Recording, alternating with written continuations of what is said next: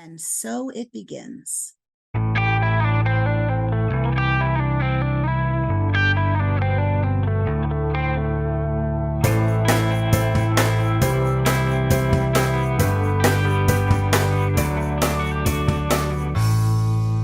Just Breathe Live is a YouTube live stream where youth ministry has a say. Explore faith, spirituality, and life purpose as never before. And above all, bring your authentic self and just breathe.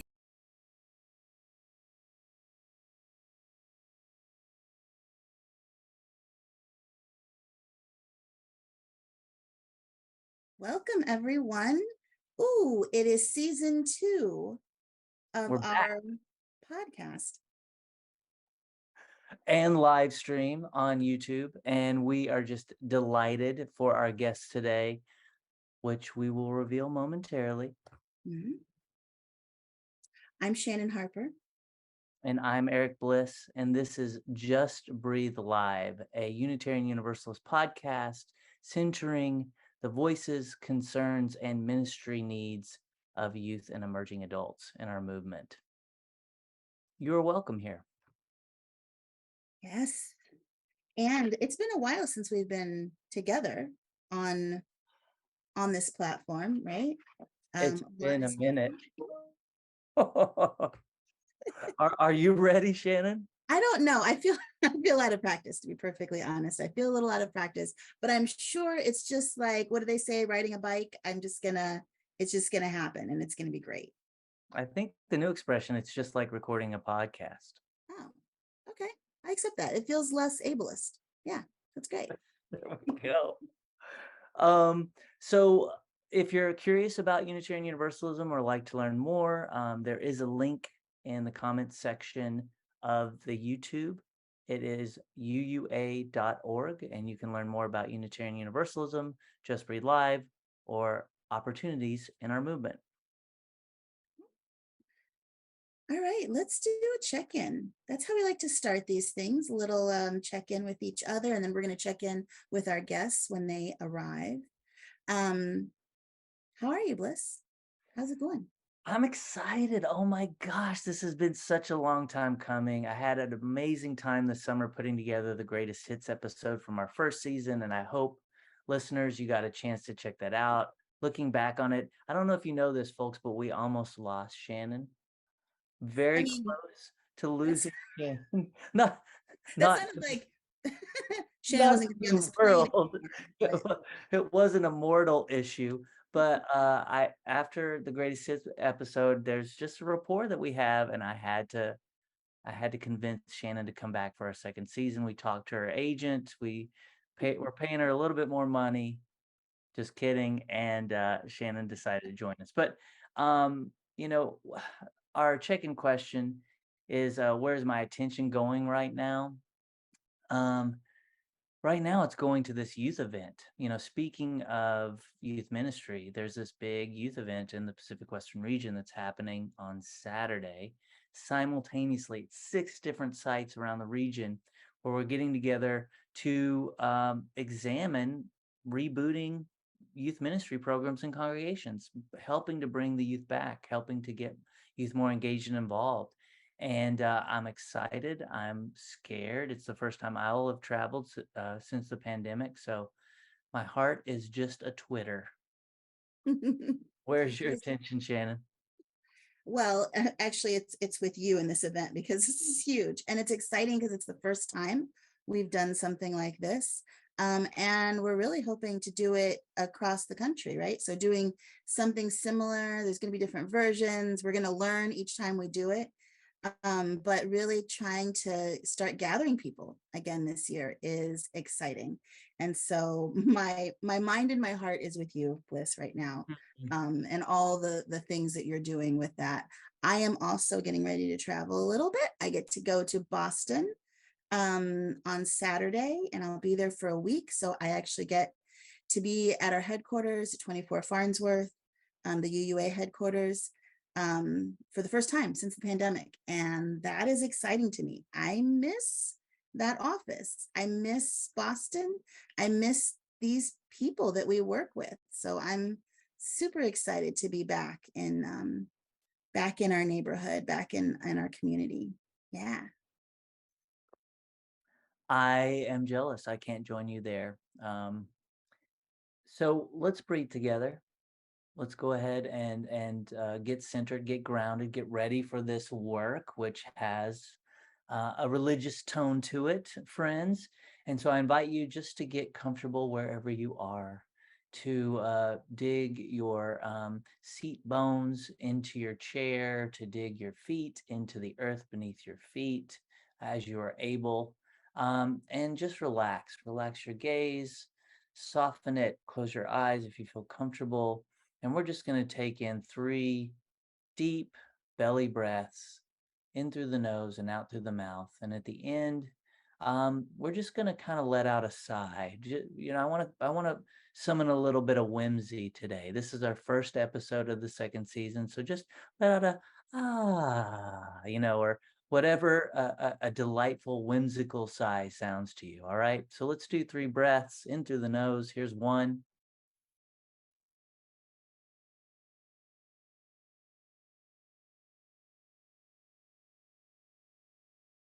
And 2.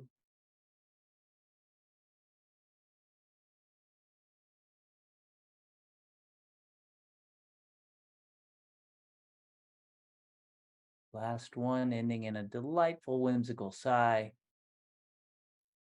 Ooh. Ooh. All right. That was lovely. Thank you, Bliss. All right, it is time, the moment you have been waiting for, to introduce our guest. Is that supposed to be a drum roll? It sounded. I'm sorry. What did it sound like? Did it not sound like a drummer? It sounded like annoying insect. Yeah, we'll work on it. It's okay. Sound effects. Workshop it. Producer, we need sound effects. Yeah. We can add those later, maybe. Okay. All right. So our first guest, Peren Tiemann.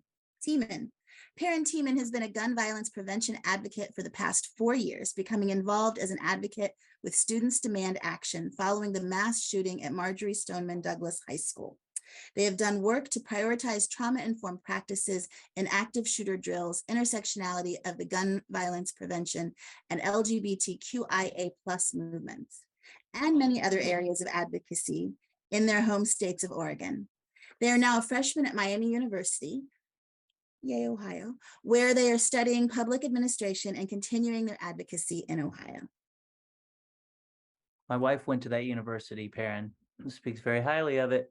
And our second guest, oh, sorry, go ahead, Shannon. I was just saying, I am in Ohio, for those of you who don't know. I'm in Dayton, which is actually fairly close to Miami, just saying. Our second guest, welcome. I was going to do a drum roll, but failed miserably the first time. I'm not going to try again. Avery Hamill. He is a current college freshman at the University of Vermont with a major in political science and a minor in religion. They originally hail from Philadelphia, where he started their UU journey at the Unitarian Society of Germantown, going on to work on the board of childhood spiritual development and later working on the youth team at the 2022 GA. Now in college, they are continuing their lifelong UU journey at the First Unitarian Universalist Society of Burlington, Vermont. To them, faith and gun violence prevention advocacy go hand in hand. Starting the journey to join Students Demand Action at a youth group event, he joined Students Demand Action roughly 5 years ago. Going on to work in Philly on the connection of faith, art, and advocacy in this much needed work. Always knowing they can fall back on the Director of Spiritual Development, Ryan Hurd at USG, when they need a listening ear or a shoulder to cry on.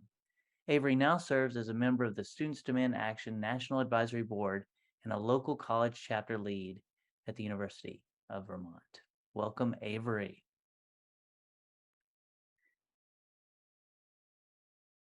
So, Avery and Peren, would you like to answer our check-in question? Where is your attention going right now? I think for me, my attention right now is going to ensuring that my friends and family are having an enjoyable fall season and building a community here at Miami. I think my attention is also going a lot to the changing weather.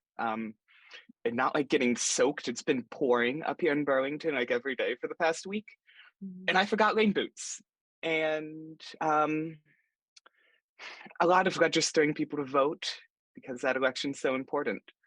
Peren and I also have a question for you two. It's our intro question that we always ask when we start meetings. Peren? Of course, my favorite question of all time, very important. If you had a rubber duck, what accessory would your rubber duck have, and what would you name your rubber duck? This is exciting. Surprise questions are my favorite. Okay, rubber ducks.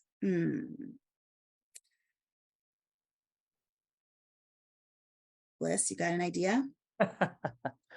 Well, yes, I love great check-in questions, and this one is probably the best I've ever heard. I'm not gonna lie, and I'm not just saying that, Peren. My rubber duck definitely has a beret. That is their accessory, and their name is Winslow Ulysses. That is good. All right, all right.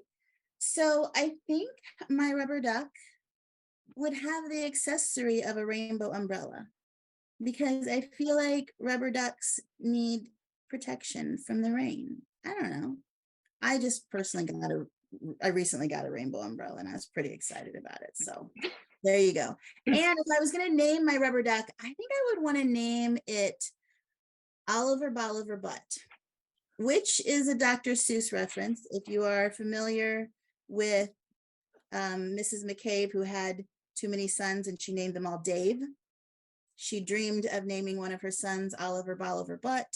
I like the name. So yeah.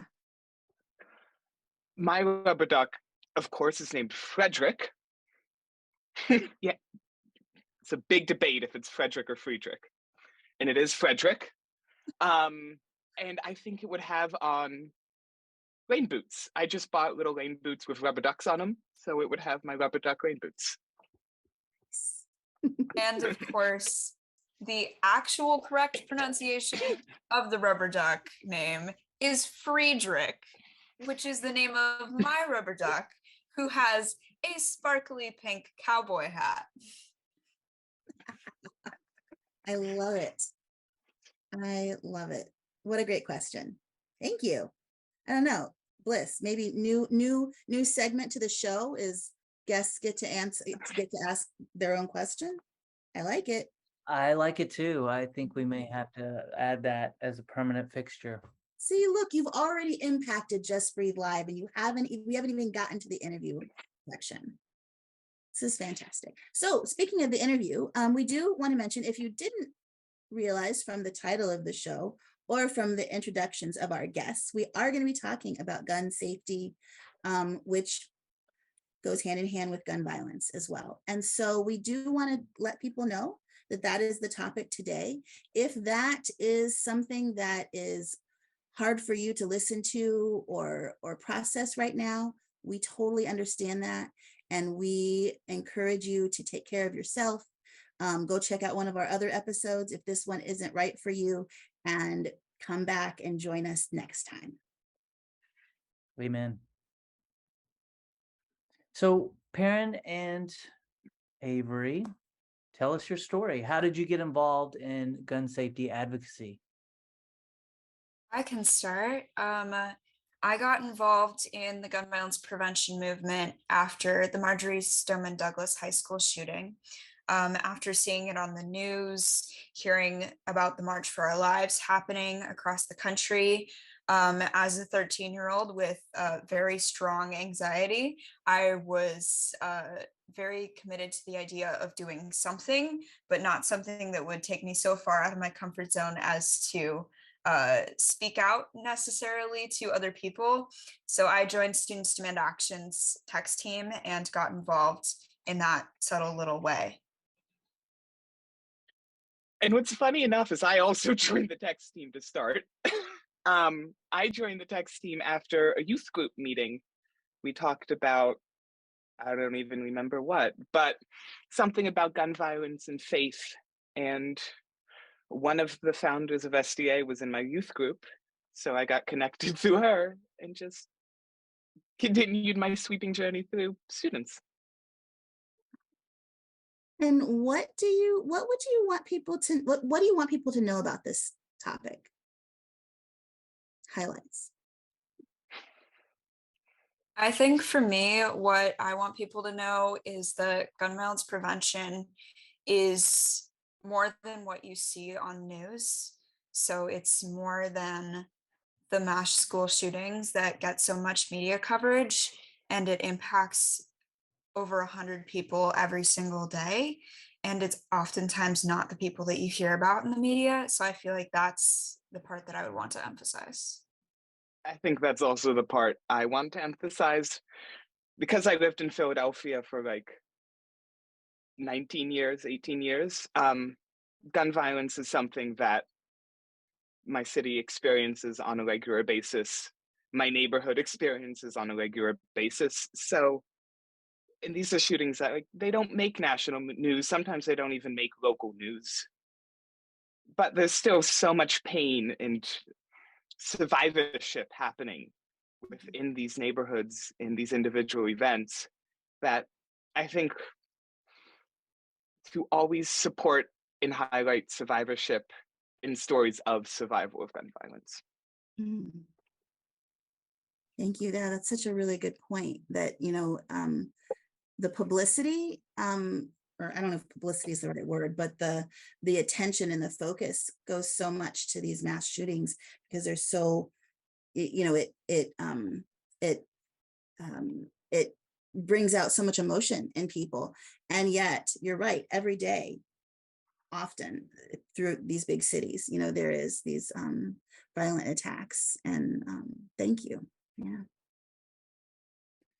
So why do y'all think gun violence? I mean, I have my own opinions, but coming from folks who are doing this work day in and day out, why do you think gun violence is such a pandemic in this country? For me, I think it stems from a lack of action being taken to ensure that guns stay out of the wrong hands.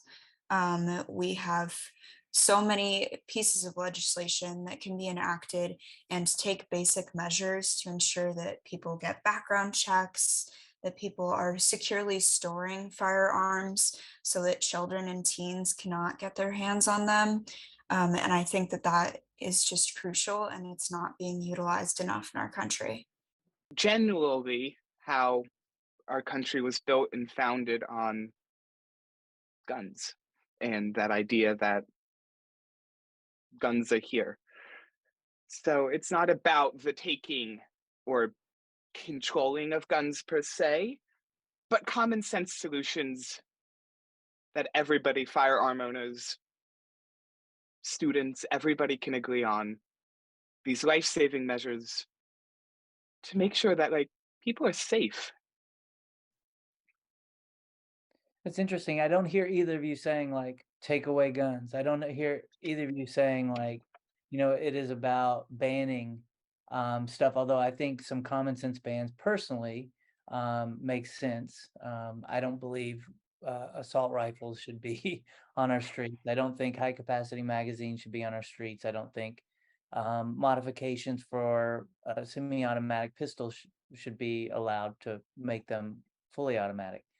Those are my personal beliefs. Of course, I'm going to advocate and I'm going to vote for people who have those similar viewpoints. But I don't hear you saying that, and that's the big argument on the other side of the issue is that, oh, people are taking away our guns. I mean, well, how do you respond to that? You're never going to hear us say, we want to take away your guns. Because honestly, I don't care if you have a gun, as long as you secure it safely and you're a responsible gun owner. Because like Burlington, Vermont, we're up in Vermont now. So there's like hunters, people, I don't hunt, but people hunt. And, if that's something that's important to you and your family, and you do it responsibly and safely, and you secure that weapon away from the bullets, locked up in a safe with a gun lock on your weapon, cool. Mhm. But we're not going to say, we're going to take your guns away. We're just requesting that, like, there's some common sense solutions so students don't have to fear weapons in schools, that my neighborhood in Philly doesn't have more guns in it than Burlington, or that there's weapons on the street of war when we're not at war with Mhm. students and civilians. No.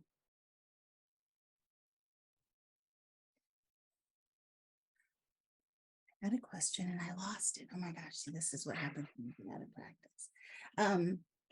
Well, I don't know what I was going to say. What I was going to ask was, so, Bliss shared his personal opinions and we asked you to share your personal opinions. Is this also the stance that the organizations you're working with? Is this what are you unified in that kind of stance, or are there different opinions even within the organizations you're working with? Individuals can always extend their opinions based on the community that they live in. There's a different solution for every community. But as far as the things we've shared, I believe that goes along fairly well with our organization and the work that we're doing on a regular basis. We can start very easily with these common sense solutions that firearm owners and everyone should agree on. And that is where we can find some common ground to move forward as a country. And then get into our community-based solutions and help people. I like what you're saying about community-based, because you're right. Different communities, have a different culture around guns, the necessity of guns, the history of guns and gun ownership. So I appreciate that nuance, that there's not a one solution, right? And that's the case for almost everything that we deal with. There's not just one solution that's gonna work everywhere and for everyone. Yeah, and I apologize. I myself, my family was personally affected by gun violence, and so I have very strong feelings, and perhaps maybe I should have excused myself as host for this episode, Shannon. I don't know, but I don't want to come across too forcefully with my own opinions, but I definitely am very passionate about the subject, and I'm just super pleased that y'all are here and sharing your insight and expertise. Have y'all been involved in other areas of activism? And if so, what were they? I tell my advocacy story that I've been an advocate since like 5th grade, because when you're diagnosed with a language-based learning disability in this country, you have to be an advocate. And when I got that diagnosis, it started my trail of advocacy through like talking to teachers and talking to administrators of what I need to succeed in school. And then I use those skills to transfer over to my gun violence advocacy and my voting advocacy that I do. For me, I got my start in advocacy through the gun violence prevention movement. As someone with terrible social anxiety, there was nothing more powerful that could have lured me out of that.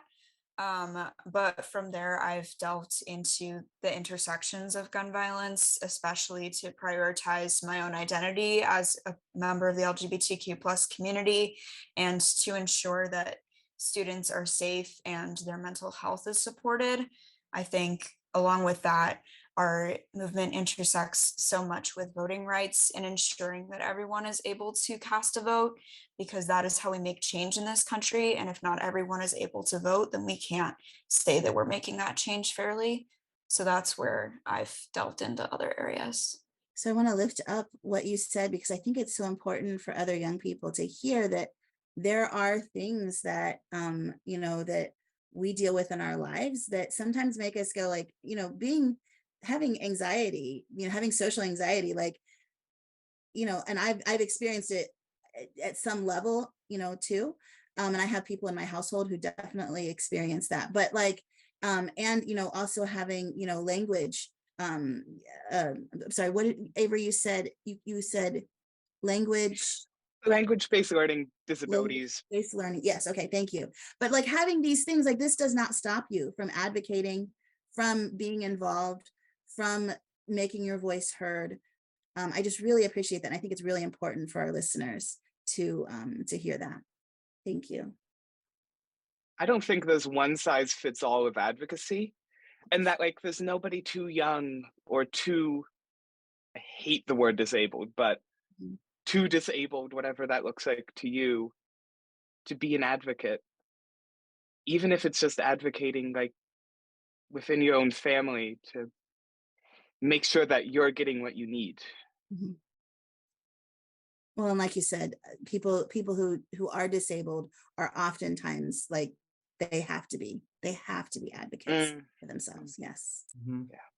Yeah. Both of your journeys are inspiring, and I wish we could go and learn more about, Avery, your journey through that, advocating for yourself, starting in 5th grade, and Peren, also about your journey as you wrestle with your own anxiety and this advocacy work, which it sounds like it sometimes are at loggerheads. Briefly, I would love to hear though how how you come to reconcile it all. Or where have you drawn inspiration? What gets you through? What has been able to bring you to this point? Because you're both so articulate and so composed and clearly so knowledgeable. I was able to get to this point by learning the information. So starting on the Students Demand Action text team was really good for me because texting doesn't require speaking to anyone. So being able to just read the information, understand it, hear the responses that other people had, and being able to go ask someone like, hey, I don't actually know the answer to this. Can you help me? And get that information for me is really important to be able to understand other people, to understand myself, and then to be able to continue in this work. And I think for me now, the reason that I continue to do this and continue to find the motivation is by seeing all of the survivors who do this every single day because they have no choice but to live in this reality. So I think that's what keeps me going. I also think the text team was instrumental in learning how to articulate, but I also think theater and improv, like anyone who wants to do public speaking should take a theater class because you learn all of those little twists when people try to catch you up on things or whatever. And yeah, I think currently it's survivors, like Peren said, that keep me going, and also my faith community. I was lucky enough to find more young people up here that are involved in the UU Church, and all of the amazing people that I met at General Assembly. That is a great segue to another question that we had for you all, and how this work intersects with your faith as Unitarian Universalists, what it means to you. I think our faith is inherently socially active because we have to be, because we're a modern progressive liberal faith in a living tradition. So I think a lot of learning how to advocate came from going to church on Sundays and watching them plan to take a bus up to Harrisburg and talk to legislators about climate justice, or listening to the Share the Plate people come in and talk about immigrant justice and sharing money to organizations like that. And I think that still plays a lot the same kind of role that it did back then. Of there's so many advocates that have done this work or done similar work in our communities across the country that like will answer questions and be there if you need someone to lean on, or like point you in the right direction if your ship's a little off balance. So I think it's crucial that faith and advocacy kind of go hand in hand, at least in our tradition. Peren, you aren't Unitarian Universalist. Are you part of a, I don't believe, are you a member of a faith community? No, I grew up with the Unitarian Universalist Church, but after moving to Oregon, we simply lost connection. But I think I've seen so much of the importance of faith and the gun violence prevention movement and the way it connects people. And I've have very great respect for all of the people who use that as a crucial part of their advocacy. Avery, something you said about because when you were talking about in your congregation, you were you mentioned like seeing people, seeing what your congregation was doing, and while I'm sure there might have been people interacting with you as youth, I also want to say, like, what you're saying is that just by being in that congregation, by seeing what the congregation was advocating and involved in social justice, impacted and inspired you to be, to do this work, which I think is so important. We forget that sometimes, that young people are listening and they're paying attention to us and they're watching what we do. And you were inspired by, by the people in your congregation. I think that's a beautiful idea that, it doesn't, there is direct work that young people can do, and we need to encourage people to do that, but also, we can learn from our elders, we can learn from the people in our congregations. Yeah, for sure. Yeah. Amen. So what brings y'all hope? Y'all have been doing this work, and you're clearly very engaged.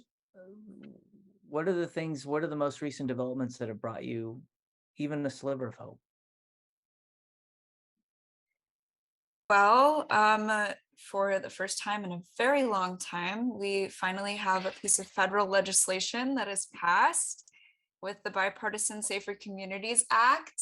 So that was incredibly exciting to actually have something passed after all of these tragedies, after all of our work.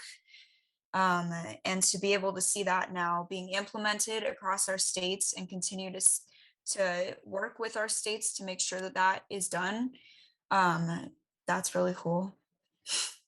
And I think that energy that we felt when we all were in DC advocating for this, like the electricity that was in the air when you get, like, I don't know, 2 students from every state in DC for a few days, it's just like, was electrifying and re-inspiring.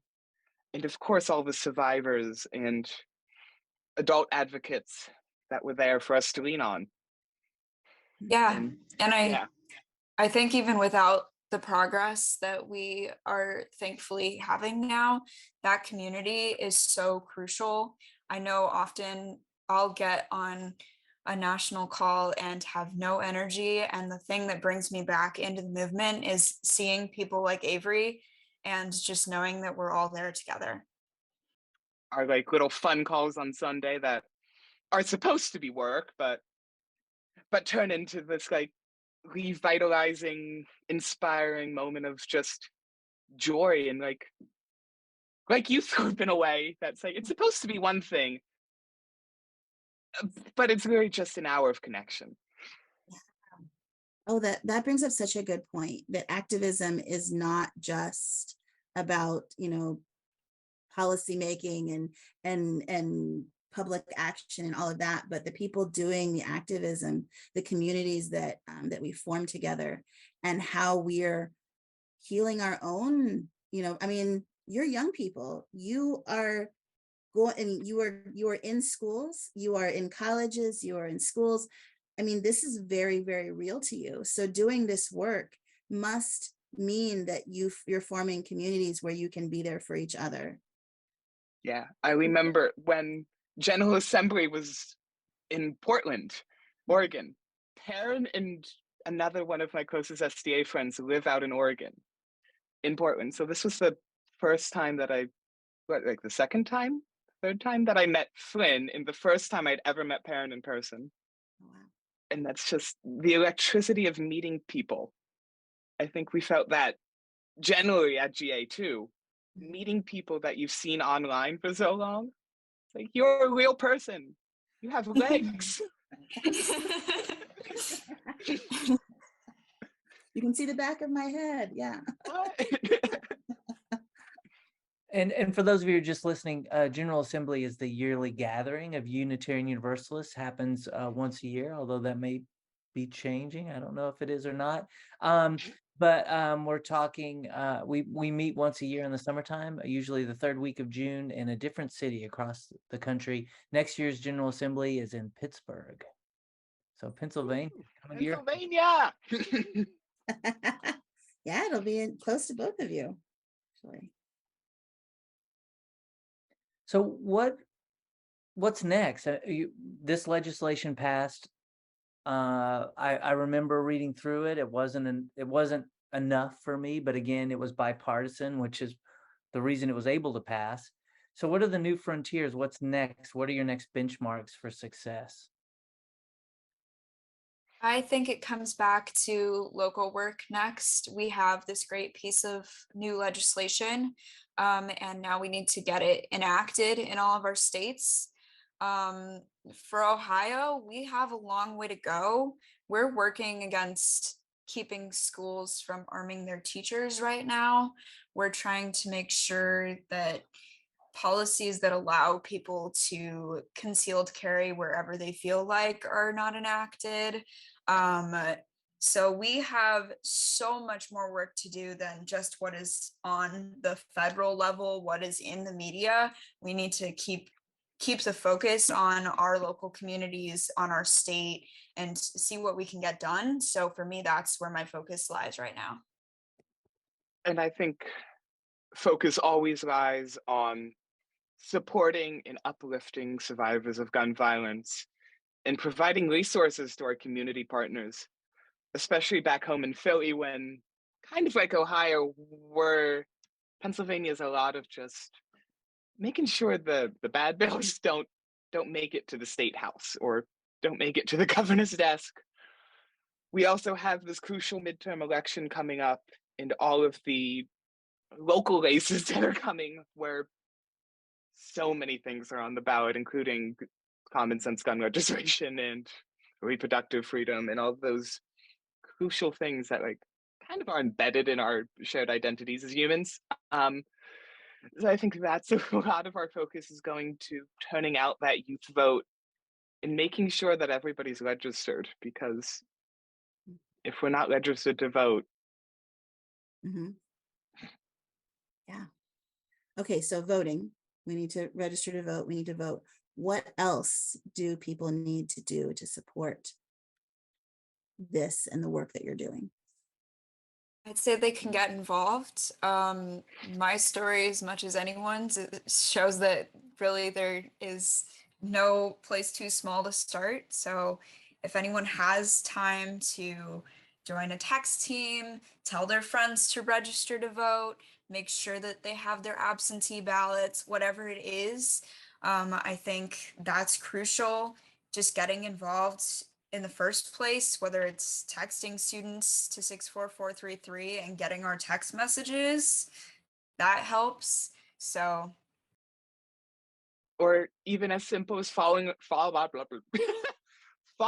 us on Instagram at Students Demand and just sharing a graphic out and reminding people that like gun violence is still here and it's everywhere. Okay, so technical thing. Peren, you talked a little bit, or one of you talked a little bit about the texting and how it was really easy for you to get into the texting because you didn't have to speak. But what actually, so if I was like to sign up, not me personally, but if a teenager or a young person, I guess, I don't know. Are there age limits for who can text people about gun violence? I don't know. That's a question. Our movement is everyone in high school and college, and those who are beyond college but still are in school, or those who chose not to go to college, anyone in that age range. And I'm sure that there are places for adults to join. Yeah. But I think it's really great that young people are texting young people, because also it's creepy when old people are texting young people too. So, just that little thing. But so you get involved, and you're just like, you get numbers, and then you just like, do they tell you what to text? Do you to make it up? Like, what's? So if you're on our little text team, we have a great organizational staff that helps us write these all of our communications and things that go out. You would get a link to like our little platform, and you're not using your own number, you're not seeing the other person's number. Mhm. You'll get trained on it, and you're sending that first text that was written for you, and then getting support from there's some scripted responses, canned responses, but really I think texting for me kind of was organic and free flowing.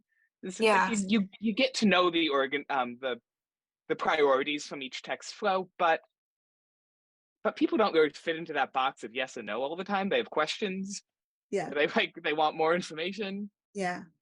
So you're being that like third option and providing that follow-up information. Okay. So you get training, you have Yeah. support, you have a whole publicity team that's like helping create. So it's not like you have to just like know all the things that like, because I think that's probably daunting for some people too. It's like, well, I don't know enough. Like I feel important. I feel like this is really important, but I need to like know all the things. So what it sounds like you're saying is like you have a lot of support in that way. Mhm. Yeah, I don't think Peren and I know all the things. No. There's so many little questions that I have to reach out to my organizer about still. It's like, so wait, what's that number again? What's that text code? Yeah. Yeah. I feel like most of the messages I send are asking more questions like, what is this? Yeah. So do you have moments of like, wow, that was a really great interaction? Like, I feel like that was like, I really had a good feedback from that interaction. Yeah, I think that's what made me more comfortable with the gun violence prevention movement is being able to have those interactions over text initially, because of course we don't always have a good interaction, but when they do happen, when I get to talk to a survivor who shares their story or is so thankful that there are other people in this community doing this work, I feel like those are the interactions that I personally really value, along with the ones where we're able to find some common ground with other people. And that's always crucial.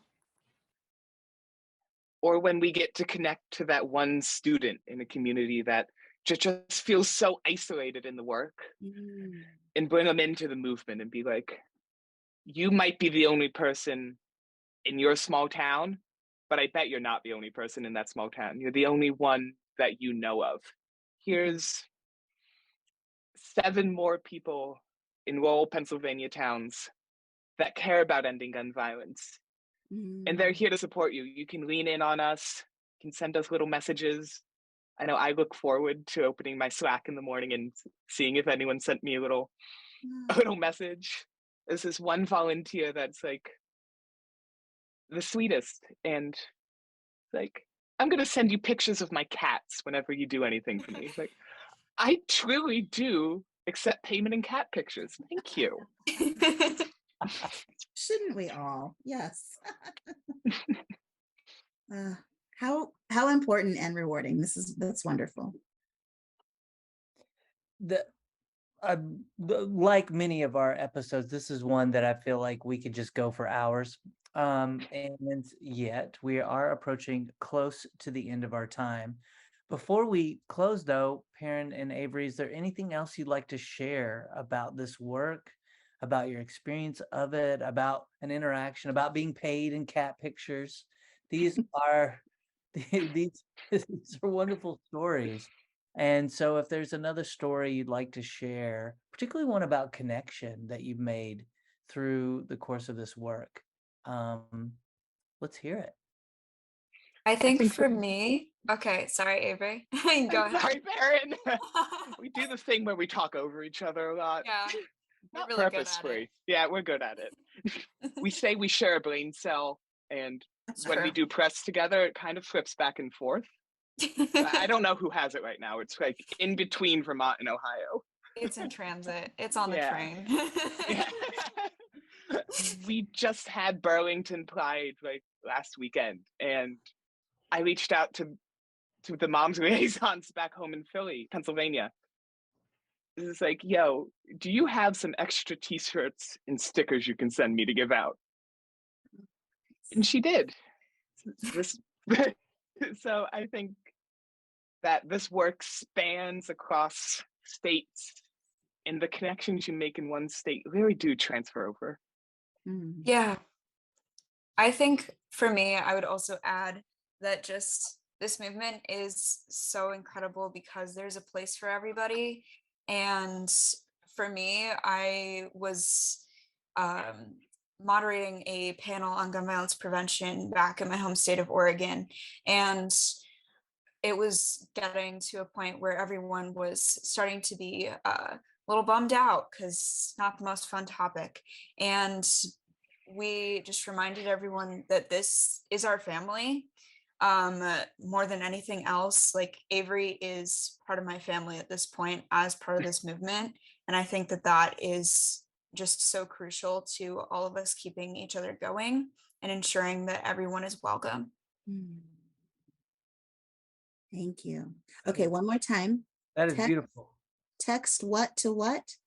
Text students to 64433, or if you need to register to vote, you can text confirm to 64433. And if you're an adult, so moms and others, you can text ready to 64433, and you'll get Oh. like plugged into the adult section. Ooh, Yeah. great tip. And your Instagram is? Students Demand. Students Demand. Yeah. It's also our Twitter. Yes. Oh, And so our you weren't just TikTok. tweeting. Okay. And our TikTok.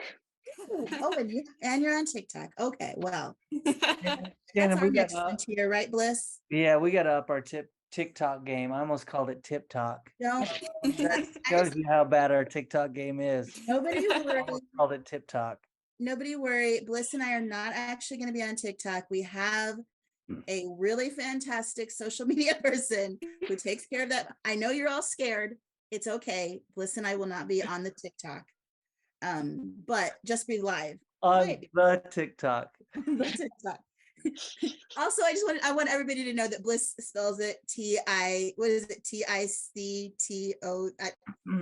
It was our social media coordinator had to correct us. So yeah, we're, we try to stay hip, but we don't try to pretend that we're that, with it. But I'm so glad you all are there and people can reach you. And I am so happy that we got to meet. This is the first time I've met both of you. I even came late to the meeting, so I didn't get an introduction with both of you, but it was just delightful. Thank you so much for joining us. And if it's any consolation, I think Shannon and I also share a brain cell because we're constantly speaking over each other as well. Yeah, it happens. It's okay. So, all right. Ooh. Thank you very much for attending and for being here. We'd love to have you back in the future to get updates on your work. So please stay in communication with us. This is, as I mentioned, this is a subject that is very near and dear to my heart. So thank you for your work and for your advocacy. Our next, Shannon. I was just going to say, I agree. You can have the brain cell back. It's yours. Our next episode on Just Breathe Live, it comes from across the pond. This is exciting. Gavin Howe and the United Kingdom Youth and Emerging Adults will be joining us. They've been hosting these once monthly international emerging adult Zooms that are really exciting. Avery, if you're interested, this is something you could hop on. We're dropping it the last week of October.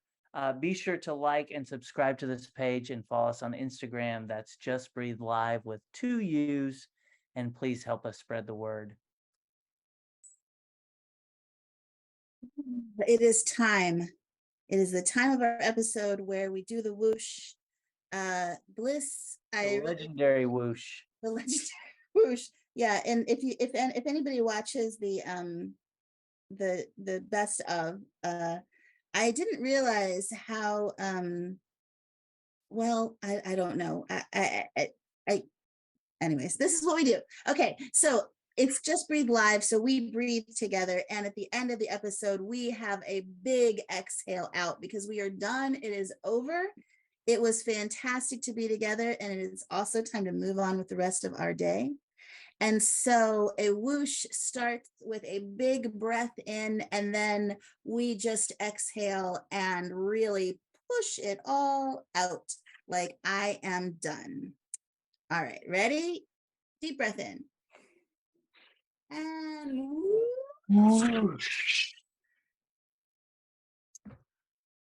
Thanks, everybody. Until next time. See you next month.